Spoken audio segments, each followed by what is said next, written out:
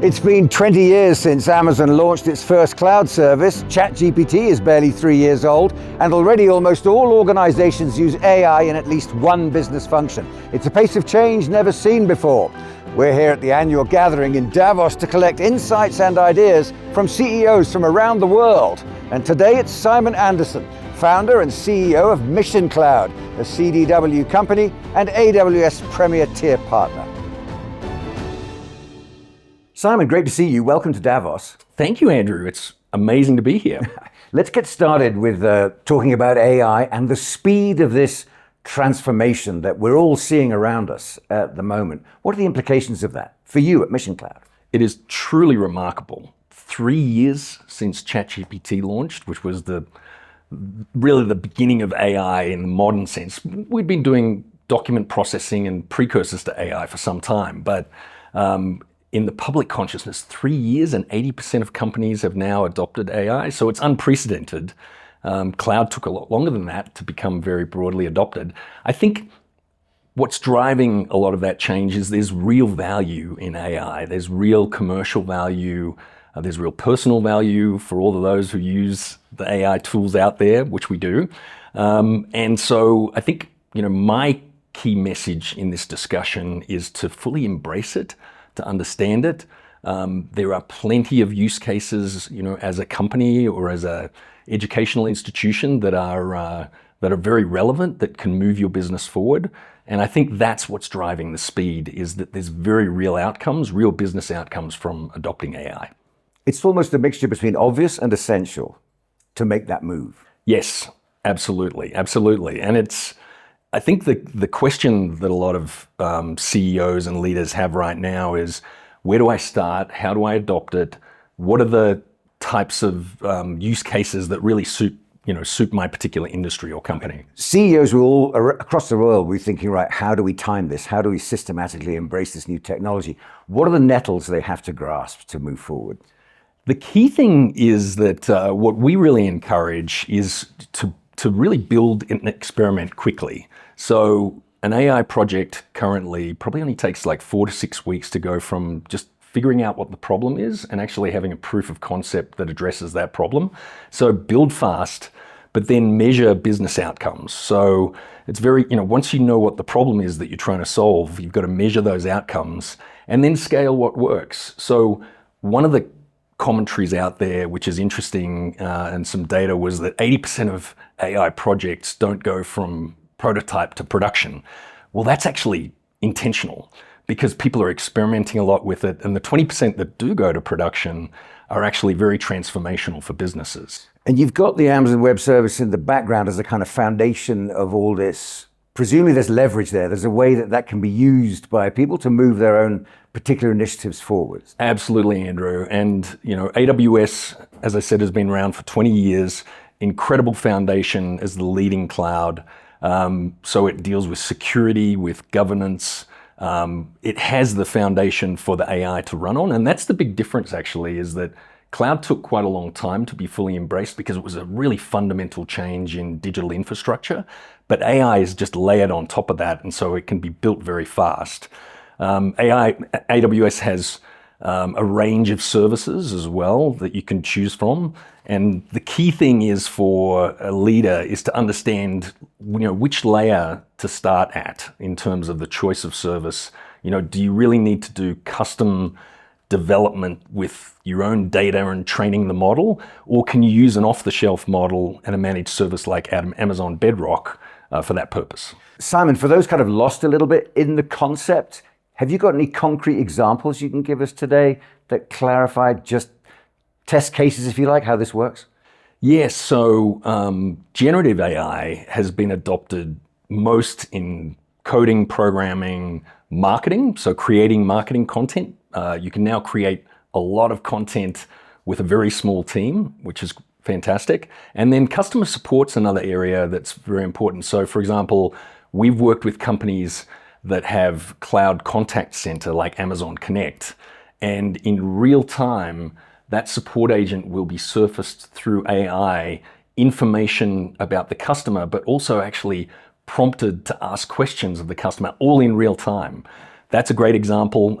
In media and entertainment, we worked with a documentary film company that has 4,000 documentaries, all narrated in English. They wanted to have it narrated in different languages. We were able to do that translation into as many languages that they want very efficiently. So there's a lot of use cases that are around speed, like how do you do something much more quickly than you did before? How do you do it better than you did it before? And how you did it more efficiently than you did before. And we're also finding, aren't we, Simon, like any gold rush, that new terminology is arriving, new things are being discovered, are being moved forward, and so there's almost a rush to stay on top of the developments in the technology as much as participate in it. Agentic AI, for example, tell us a bit about that. What are the implications of that? So agentic AI is the next evolution where it's really about AI that not only just gives you a response, but actually helps and makes decisions in an autonomous fashion. So think of it as self-driving cars, but for business processes. And so AI agents are being developed now with guardrails where they will actually take a number of steps and drive toward a solution with intelligent thought and decision making. And that's the next wave. It raises a lot of issues around, when should you let AI agents just do their work, and when should you have human intervention? And that's the hot topic at the moment. Sounds like a lot of people with a lot of brains need to get cracking. Is there a problem with skills shortages on this? Just like prior revolutions in technology, absolutely. And so it's also incumbent upon companies to really help train their teams. And at Mission, what we do is we obviously help companies to build and deploy AI chatbots, AI applications, now agentic AI as well as generative AI. But the key thing is we also train the companies and the teams on the use of it so that we can operate it with them. But there's absolutely a skills shortage at the moment that needs to be addressed. I mean, is that so? CEOs might make decisions about where they want to base themselves, or how they want to hire people internationally, or strategies they might have. I mean, is it that intense? It is, and I think the people first aspect of this is very important. I mean, it's not just a technology; it's really a transformation of how people work.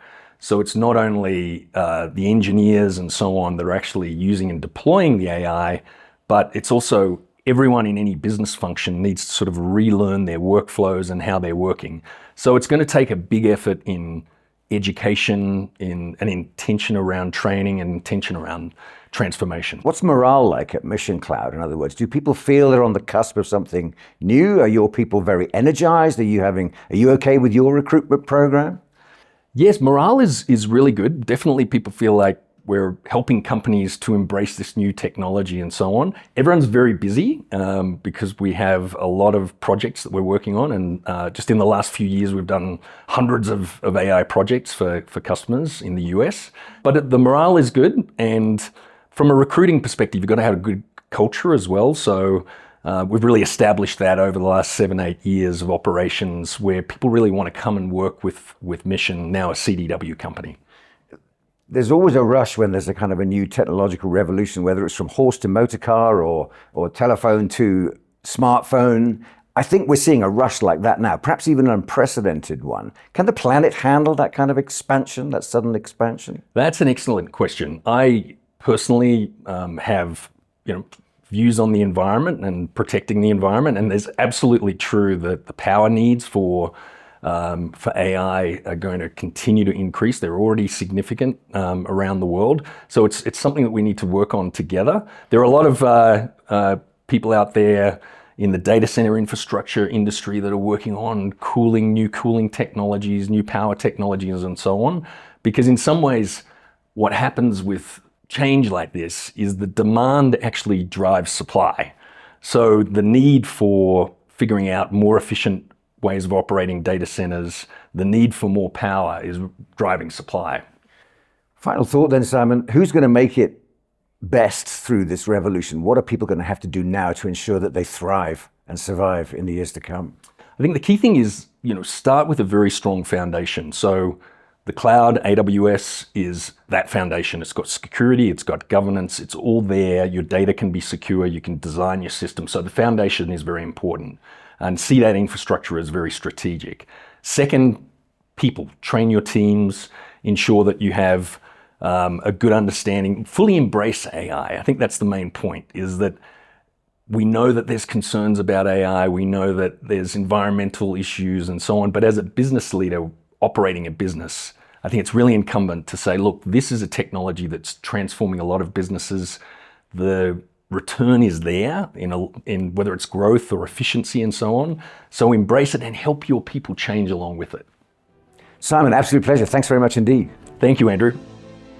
We're learning that adoption alone isn't the goal. The organizations pulling ahead are those building fast on the AI cloud, measuring outcomes and scaling what works, transforming ambition into measurable business results. The leaders who master cloud transformation today are likely to be the ones who define what comes next.